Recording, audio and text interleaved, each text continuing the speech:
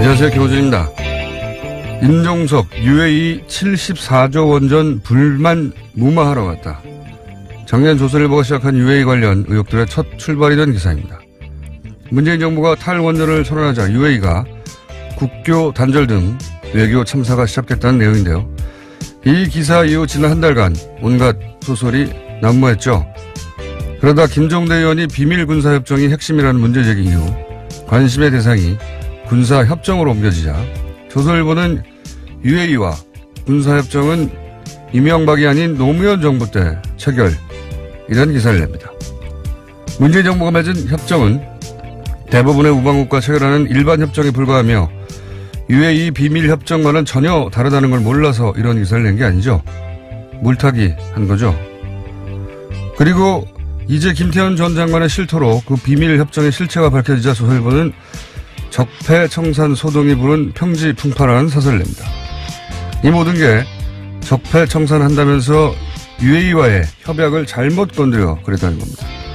헌법을 위반하고 국회와 국민을 속이고 우리 군대가 중동전쟁에 자동 개입하도록 맺은 이 엄청난 비밀 협약을 문제 삼지 않고 그 문제를 해결하려 하는 걸 문제 삼습니다. 이 정도 되면 정신건강에 문제가 있는 거다. 김원준 생각이었습니다. 네. 김은지입니다. 네. 조선일보가 이렇게 이런 정황적, 논리적 코너에 이렇게까지 몰리는 경우는 잘 없어요. 네. 왜냐하면 그 전에 진작에 발을 빼거나 다른 물타기로 빠져나가고 하는데 이번에는 못 빠져나갔잖아요. 한 달 가까이 오보 행렬을 하고 있습니다. 네. 그래서 이제 어제 기사를 낸 건데, 사설을 낸 건데 굉장히 재밌습니다. 여기 뭐라고 돼 있냐면 이제 국회 동의 없는 파병 약속은 위헌이다, 이런 지적이 있잖아요. 여기에 대해서 조선일보가 이렇게 썼어요. 실제 파병이 이루어지려면 국회 동의가 필수여서 위헌 주장은 맞지 않는다. 이거 조선일보 문장 그대로 읽은 겁니다. 이게 보세요. 국회 동의가 필수인 걸 몰래 약속해서 위헌이라고 하는데 실제 파병이 이루어지려면 국회 동의가 필수여서 위헌 주장은 맞지 않는다. 이게 뭡니까? 이건 논리의 기본이 없어요. 무슨 말인지 모르겠어요. 제가 웬만하면은 새겨서 알아듣는데 그냥 위헌이 아니라고 하고 싶은데 논리가 안 되니까 어거지를 피우는 거예요. 보수의 아젠다 세터라고 불렸는데 조선일보가 거기서 무려 사설로 이 사항을 종합해서 이런 거라고 주장한 건데 철회할 수준이다 지금 현재. 말도 안 되는 얘기를 하고 있습니다. 네. 그 얘기까지 해놓고 오늘 첫 뉴스도 시작해볼까요? 네, 어제 문재인 대통령 신년 기자회견이 있었습니다. 관련된 뉴스들이 많은데요. 먼저 남북관계에 대해서는 대화를 통해서 한반도 비핵화를 진전시키겠다라고 밝혔습니다. 다만 한국 단독의 대북 제재 해제는 없다라고 선을 그었는데요. 문 대통령은 여건이 조성되면 언제든 정상회담에 응할 것이라면서도 남북관계 개선과 북핵 문제 해결은 따로 갈 수 있는 문제가 아니다라고 말했습니다. 또 회담을 위한 회담은 목표가 아니다라고도 밝혔고요. 이 내용은 이제 오늘 나오는 게스트들하고 계속 반복 언급될 사항인데 신년 기자회견이 꽤 화제가 됐어요. 여러 가지 내용들이 나오고 형식도 좀 달라가지고. 예. 그러면서 제가 개인적으로 가장 주목했던 대목은 뭐냐면 이 얘기하다가 트럼프 대통령의 공이 매우 크다고 생각한다. 이 대목. 외신 기자의 질문이었습니다. 네, 이 대목이 개인적으로는 하이라이트라고 생각해요. 왜냐하면 트럼프 대통령이 기여한 바 있긴 있어요. 어떤 경우를 기여했냐면 이거 전 세계인들로 하여금 미국한테만 맡겨놓으면 큰일 나겠다 이거. 이 생각을 모두에게 심어줬고 그래서 이거 한국이 주도적으로 이 문제를 풀어야지 트럼프한테 맡겨놓으면 큰일 나겠다 하는 생각을 심어줌으로 해서 우리가 운전석에 앉는데 큰 도움을 주었다. 두 번째로는 그러는 데 있어서 가장 중요한 건 예를 들어서 미국 거대한 미 국무부를 상대하는 게 아니라 트럼프 칭찬을 잘해주면 된다. 이 두 가지를 우리한테 깨닫게 해준 거죠. 예. 그래서 저는 이 멘트가 트럼프 관리였고 매우 잘하고 있는 것이다. 예. 네, 어제도 두 사람 간의 전화 통화가 있었는데요. 어제도 트럼프 공을 굉장히 지켜세웠습니다. 문재인 대통령이요. 그랬다고 해요. 예. 트럼프, 근데 이제 이런 면도 있습니다. 그 김대중 전 대통령이 남북 대화할 때 클린턴 대통령과 이런 식으로 어떤 일이 있을 때마다 직접 통화하거나 바로바로 통화해서 그러니까 항복을 통해서 북한 문제를 해결해 나갔는데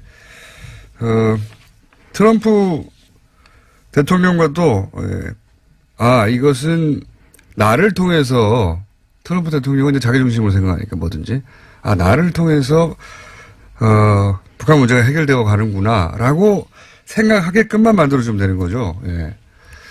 트럼프 대통령 하나만 잘 관리하면 되는 아주 좋은 점이 있습니다. 여기서 계속 칭찬해 가면서 이렇게 공개적으로.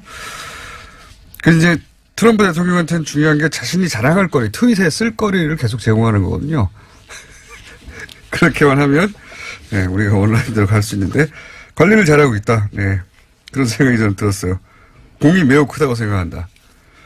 이런 방금 말씀드린 대로 공이 있어요. 트럼프 대통령한테 맡기면 큰일 난다. 이런. 물론 트럼프 대통령은 자신의 강경한 대북 수사 태도가 남북 대화를 이끌었다라고 생각하고 있습니다. 상관없어요. 예. 본인이 그렇게 해서 하고자 하는 건 트윗에 쓰는 거잖아요. 자랑하고 기자회견 때. 그거 우리한테 해를 끼치지 않습니다. 예, 어제 첫 국무회의에서도요, 관련된 자랑을 또 했다라고 합니다. 미국에서. 예. 예. 인터뷰 물어보면 계속 그 얘기 나와요. 한국의 문재인 대통령이 자기를 칭찬했다고, 고맙다고 했다고. 예. 아주 좋아요. 어떤 의미에서는 아주 편하게 됐습니다. 자, 다음 뉴스는요. 네, 개헌과 관련된 질문도 있었고요. 답도 당연히 있었습니다. 문재인 대통령은 6월 개헌 추진을 분명하게 했습니다. 문 대통령은 2월 말까지 국회 차원의 개헌안이 마련되지 않을 경우에는 필요하다면 정부도 국민의 의견을 수렴한 국민 개헌안을 준비하고 국회와 협의해 나가겠다라고 밝혔습니다. 지방선거와 개헌 국민투표 동시 실시는 국민과 약속이다라고 이야기했는데요. 그러면서 국민주권 강화, 국민기본권 확대, 지방분권과 지방자치 강화를 개헌 방향으로 제시했습니다.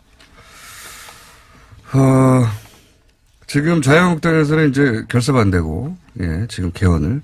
물론 자유한국당이 개헌을 대선 이전에는 가장 적조하자고 했었는데, 최근에 이제 태극기 부대는 문재인 정부가 개헌하려고 하는 건 북한과 고려 연방제를 하려고 하는 거다. 이런 마타도를 시작했고요.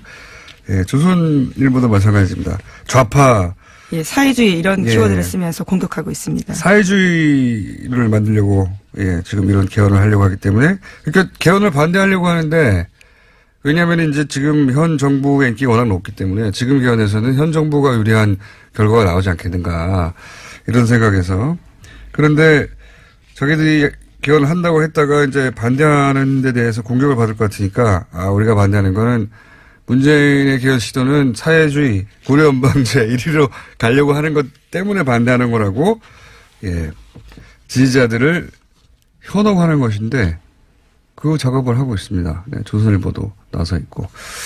개헌 관련해서 그렇고요. 다음 뉴스는요? 예, 또 아랍에미리트 관련된 질문도 있었습니다. 최근에 제기되었던 의혹들에 대해서 직접 이야기를 한 건데요. 그동안 속 시원하게 말하지 못한 것은 아랍에미리트 정부가 공개를 원하지 않았기 때문이다라고 말했습니다. 비공개 협정 내용에 대해서 불합리한 부분이 있다면 수정하겠다라는 입장도 함께 이야기했는데요. 적절한 때를 골라서 협정 내용도 공개할 수 있다라고 밝혔습니다. 알겠습니다. 이건 뭐 지금 언급할 수 없겠죠, 당연히. 자. 다음 내용은 뭐가 있습니까?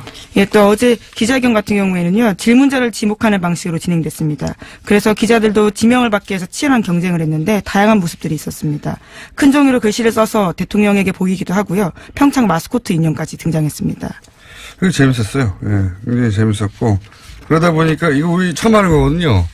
이렇게 잘 안 합니다. 예, 다른 나라에서도 자유롭게 질문하라고 하지만 질문자를 정해놓거나 제한하거나 하는데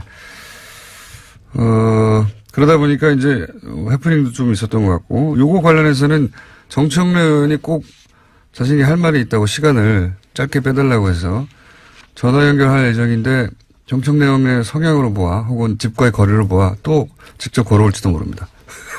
근데 아직 모르겠습니다. 자신에게 3분만 달라고 했는데 자 요 사안을 그래서 정청래 의원과 잠깐 나누기로 하고 전화 의원과 다음 뉴스는요?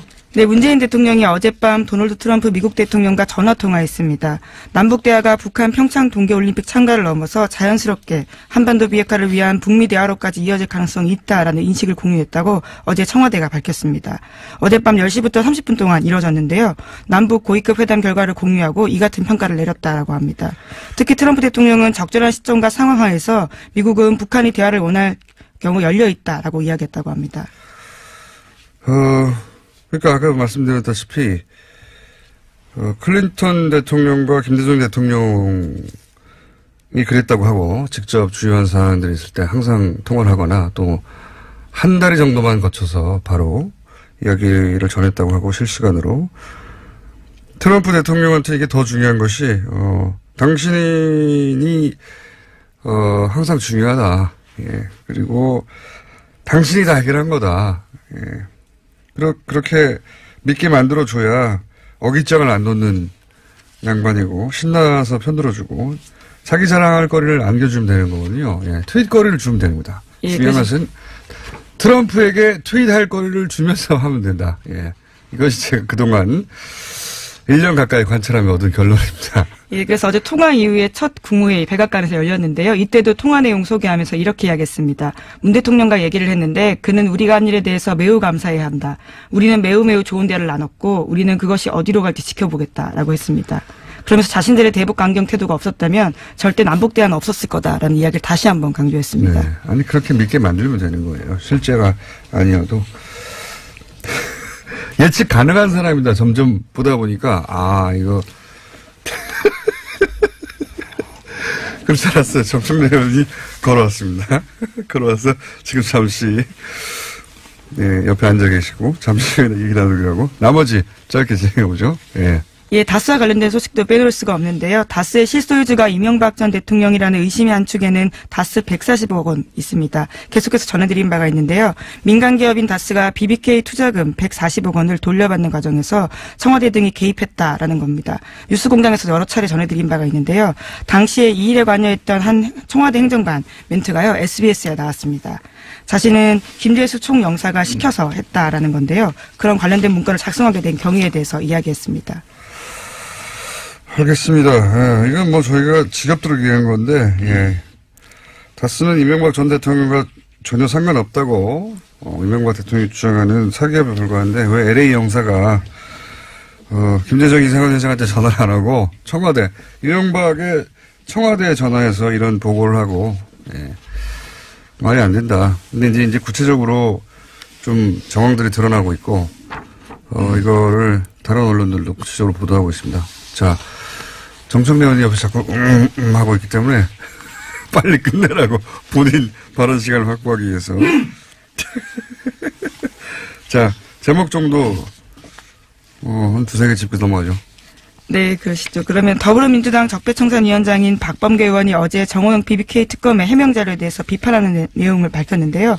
다스 경리 담당자와 협력업체 직원의 횡령을 확인해놓고도 구속영장을 청구하지 않았다라는 해명은 황당하다라고 비판했습니다. 이 중에 제일 황당한 건 저도 봤는데 왜 구속영장을 청구하지 않았냐. 구속영장이 기각되는 경우 수사 상황만 언론에 노출돼서. 근데 이런 해명은 진짜 구속영장 기각을 우려해서 죄를 봐줬다는 거 아닙니까? 이거 말이 됩니까? 예, 특검이 끝나고도 검찰이 수사 의뢰할 수 있는데요. 그것도 하지 않았습니다. 그러니까 120억을 횡령했는데 구속영장 기각될까봐 죄를 봐줬다. 이 말 듣도 보도 못한 해명이에요. 이런 해명을 해놨습니다. 그러니까 이제 적폐청산위원장으로 한마디 하지 않을 수 없었던 거죠. 말이 안 되는 속아웃을 일이라고 논평을 했고요. 근데 다만 이제 서울동부지검 같은 경우에 전직 검찰이자 현직 검찰이 다 연루된 사안이거든요. 그래서 부담이 돼서 수사를 제대로 할 수 의문 그만하세요, 의원님. 자, 그래도 꼭 짚어야 될. 예, 하나만 더 전해드리겠습니다. 네. 그러면요. 어제 이명박 정부 시절 국정원에서 댓글 외곽팀 활동을 했던 유성옥 전 심의전단장에 대한 재판이 열렸습니다. 여기서 유 전 단장이 원세훈 전 국정원장의 취임 직후 보고한 업무 문건이 공개가 됐는데요. 해당 문건에는 원세훈 전 국정원의 첫 번째 임무로는 좌파 무력화였다라고 합니다. 구체적으로 온라인에서 좌티즌, 자발하기 등의 용어를 만들겠다는 활동 방안도 담겨 있었습니다. 프레임의 가독인데 좌파 무력화가 아니고 기본적으로 이제 정권에 반대하면 그게 우파든 좌파든 상관없어요. 하여튼. 예, 문건엔 그렇게 쓰여 있었습니다. 자, 그렇게 프레임 잡기부터 시작했다는 거고. 그럼 옆에 앉아 계신 정청래 전 의원 신년 기자회견 관련해서 꼭 짚어야 할 세 가지가 있다고 저희 제작진에 새벽에 연락해가지고 나갈까 전화할까 그래서 제작진이 틀림없이 가까우니까 또 걸어올 것이다. 아니다 이번엔 전화할 것이다 했는데 역시 걸어오셨습니다. 내기를 했어요. 내기. 여러분 안녕하십니까. 이 시대 참 문재인 연구가 무보직 청와대 대변인 정청래입니다. 어제 예. 문재인 대통령 신년 기자회견할 때 실시간으로 제가 트위터로 짧게 분석 해설하는 25개를 무려 날렸는데 문재인 연구가라고 보이니. 네. 자 그래서 꼭 짚어야 될 내용이 뭡니까? 어제 신년 기자회견은 내용도 내용이지만 세상이 달라졌다 하는 것을 보여준 매우 유의미한 그런 기자회견. 거기까지 우리가 다 했는데 이미. 그렇습니까? 예. 네. 새로운 형식, 새로운 포맷이라고. 조선시대 허준 선생의 동의보감의 정신. 네. 그것이 8자거든요. 통즉 불통, 불통즉 통. 통하면 불통, 아프지 않다. 불통, 통하지 않으면 즉통, 아프다. 지금까지 기자회견도 그렇고 이명박근혜 정권 동안 아팠거든요. 통하지 않았어. 근데 어제는 잘 통하는 기자회견이었다. 이거 긴급하게 나올 정도의 내용은 아닌 것 같은데요. 이거는 10년 동안 제가 이렇게 인사말이라든가 이렇게 할 때 항상 인용했던 빨리 본론으로 들어가죠. 말이거든요. 네. 질문하세요. 저도 질문 받고 싶어요. 아니 꼭 짚어줘야 되는 다른 사람은 짚을 수 없는 세 가지를 내가 짚겠다 했는데 그 짚기 전에 보통 시간이 별로 없어요. 일반 언론에서는 키워드로 분석해서 국민이 몇 번 사용됐다 이렇게 했는데 저는 문장으로 분석을 했어요. 193개의 문장이 사용됐는데요. 그중에서 제일 많이 사용한 문장이 30개 문장이 한반도 평화 남북 문제였고요. 25개 문장이 복지국가 건설 부분이었고 19개 문장이 위안부 문제였어요. 그러니까 어제 대체적으로 외교안보 분야 남북관계 뭐 복지국가 이런 것은 예상이 됐었는데 단일한 사안으로 가장 많이 힘주어서 얘기한 부분은 위안부 문제였다. 무려 19문장이었어요. 이런 게 좀. 의원님 지금 3분밖에 안 남았어요. 나머지 2개 언제 나옵니까? 기자회견 형식이 굉장히 파격적이었다. 이런 건 다 아시는 내용이고요. 아시는데. 근데 르몽드지라든가 CNN 같은 경우는 문재인 대통령에서 굉장히 칭찬 일색이거든요. 심지어 조선일보조차 오늘 이제 사설에서는 정상회담이라든가 남북관계에 대해서 굉장히 이렇게 좀 칭찬하는 기조인데 저는 왜 이런 게 빠졌을까? 어제는 토론이 가능하고 어떤 질문이라도 소화할 수 있는 대통령의 그런 모습을 보았거든요. 근데 그거를 좀 참 괜찮다. 대통령의 이런 모습, 국정 전반을 파악하는 모습 이런 부분에 언급한 언론은 없더라고요. 좀 아쉬운 부분이었습니다. 의원님은 점점 과연 중요한 내용이 나올 거 의구심이 들고 있는데 꼭 이거 내가 꼭 해야 한다. 네, 어제 정상회담 관련 부분인데요. 그런 제가 언론을 다 살펴봤는데 분석한 기사가 없더라고요. 그래서 제가 분석을 좀 해드리려고 그러는데요. 정상회담 관련. 네. 여건이 조성되면 이란 단서 조항을 걸었습니다. 그 여건을 조성되면 그것이 뭐냐면 가장 중요한 게 긴밀한 한미 공조거든요. 그러니까 김대중 대통령 때나 노무현 대통령 때도 미국의 협조 없이는 남북 정상회담을 하기가 어렵거든요. 근데 트럼프 대통령은 100% 지지한다는 말을 이미 했고 그리고 남북 대화 기간 중에는 군사행동을 하지 않겠다. 이건 엄청난 발언이거든요. 아마 오프닝에서도 얘기한 것 같은데 문재인 대통령이 그걸 잘해요. 칭찬을 잘해요. 트럼프. 공이 크다. 기억하십니까? 2017년 타임지 올해 인물 중에서 리고시에이터. 그러니까 문재인 대통령이 협상가라고. 근데 우리는 그때 뜬금없이 협상가? 이런 이미지는 별로 없었거든요. 지금 굉장히 협상. 강온, 밀당을 잘하는 협상가로서의 면모를 보여주는데 저는 그래서 올해 정상회담 가능성이 있다. 라고 저는. 예언하러 오신 거군요, 예언. 네. 그러니까 이제 우리가 축구 경기 할 때도 위기 뒤에 찬스가 오지 않습니까? 골 찬스가. 남북 관계도 항상 그렇거든요.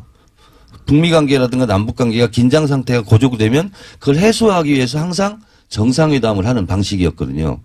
그래서 원래는 김영삼 대통령 때 그때 북핵 위기 때 지미 카터 대통령이 평양에 가서 실제로 정상회담이 이루어질 뻔했는데 김일성 주석의 급서로 이제 무산이 됐고 김대중 대통령, 클린턴 대통령의 협조 아래 정상회담이 이루어졌고 노무현 대통령 때도 마찬가지거든요. 부시 대통령이 정상회담 할 것을 권유했다. 이제 이런 얘기가 있는데 그래서 지금 분위기라면 연말이나 내년 초에는 정상회담을 하지 않을까. 구구절 이후에 이런 분석을 좀 할 수 있겠습니다.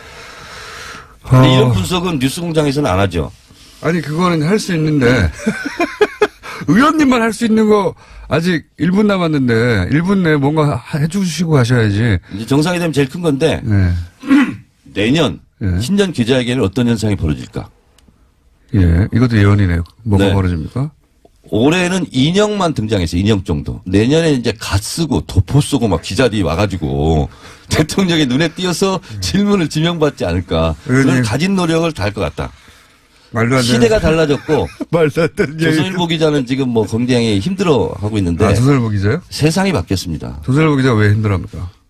아니 문재인 대통령에게 지지자들에게 뭔가 좀 이렇게 해달라라고 당부했는데 그러니까 문재인 지지자들이 너무 이제 극성이다라면서 네. 이제 일베나 친박처럼 그런 프레임을 씌우려는 질문에 대해서 좀 담담하게 대라고 답한 거. 그렇죠. 네, 근데 문재인 대통령이. 문 대통령 지지자들은 국정원 댓글 부대가 아니거든요. 대통령이 이렇게 한다고 해서 그렇게 따라가고 이건 마치 군사 문화에 아직 젖어 있는 전체주의 문화를 청산하지 못한. 그러니까 누가 시켜서 하는 거 아니냐 그런 이명 댓글들. 박근혜 대통령 같은 경우는 대통령이 뭐 하라고 그러면 기사를 그렇게 썼는지는 모르겠어요. 그런데 지금 시대는 그런 게 아니고 지금은 비판의 전유물이 기자의 것만은 아니다. 그런 오만을 버려야 된다. 기자도 비판받을 수 있다. 이제 기자들이 비판하는 것이 정당한가. 이제 국민들이 그 기자를 비판하는 시대가 됐다. 세상이 바뀌었다. 이런 분석은 뉴스공장에서 할 수 있어요? 아무나 할 수 있는데. 의원님, 다음에 나오실 땐 뭔가 심심할 때 말고요. 네. 오늘은 심심해서 나오신 것 같으니까, 저 의원님만 할 수 있는 걸로 따로 준비해가지고. 지금 제가 할 수 있는 얘기만 지금 이제 한 거죠. 근데 뒤에서 뭐 박영선, 나경원은 뭐 신년사 분석한다는데 제가 이미 다 했기 때문에 다른 얘기를 그냥 돌리세요. 그걸 미리 말씀하시면 어떡합니까? 아, 이거 급비였어요? 여기서 마치겠습니다. 네.